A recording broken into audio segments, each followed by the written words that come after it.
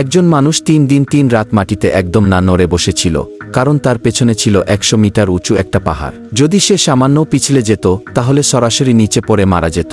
নিজের জীবন বাঁচাতে সে মাটির হলুদ বালু শক্ত করে ধরে রেখেছিল আর ভারসাম্য রাখার চেষ্টা করছিল, কিন্তু সেই বালু ছিল খুবই নরম আর তার ওজন সইতে পারছিল না। এমন সময় তার শরীর ধীরে ধীরে পিছলে যেতে লাগলো।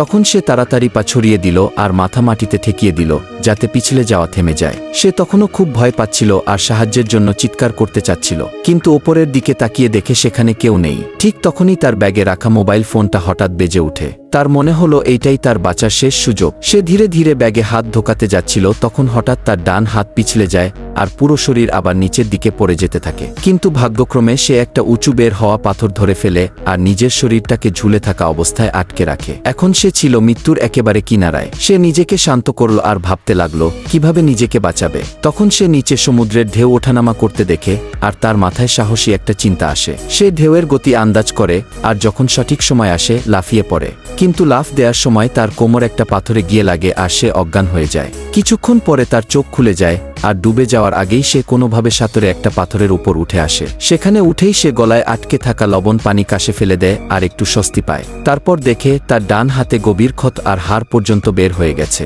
সে ভয় পায় কিন্তু নিজেকে সামলে নেয়। সে ভাবল এখান থেকে বের হতে হবে, কিন্তু যখন এক কদম এগোলো তার কোমর থেকে একটা বিকট শব্দ হয় আর সে মাটিতে পড়ে গিয়ে আবার অজ্ঞান হয়ে যায়। কিছুক্ষণ পরে সমুদ্রের একটা ঢেউ এসে তাকে আবার জ্ঞান ফেরায়। সে উঠতে চাইল, কিন্তু তার পা কাজ করছিল না। আসলে পাহাড়ে পড়ে যাওয়ার সময় তার কোমরের হাড় ভেঙে গিয়েছিল আর এখন শুধু পায়ের কয়েকটা আঙুলি নড়ছিল। সে ভয় পেয়ে সাহায্যের জন্য জোরে জোরে চিৎকার করতে থাকে, কিন্তু চারদিকে কেউ ছিল না। তখন তার মনে পড়ে তার কাছে এখনো মোবাইল ফোন আছে। সে দাঁতে ব্যাগের চেইন খুলে আর প্রচণ্ড যন্ত্রণার মধ্যেও ফোনটা বের করে, কিন্তু মোবাইলটা আগেই সমুদ্রের পানিতে ভিজে গেছে আর এখন কাজ করছিল না। এটা দেখে সে ভেঙে পড়ে, তবুও হাল ছাড়ে না। সে নিজের আহত হাতটা কাপড়ে বেঁধে চারদিকে খুঁজতে লাগলো কোনো রাস্তায় বের হওয়ার উপায়। দূরে সে বালির একটা জায়গা দেখতে পেল। সে ধীরে ধীরে গড়িয়ে সমুদ্রের ধারে এল আর এক হাতে সাঁতরে সেই দিকেই যেতে লাগলো, কিন্তু অর্ধেক যাওয়ার পরে তার শক্তি শেষ হয়ে গেল আর সে ডুবে যেতে থাকে। ঠিক তখন তার মনে তার স্ত্রীর মুখ ভেসে ওঠে।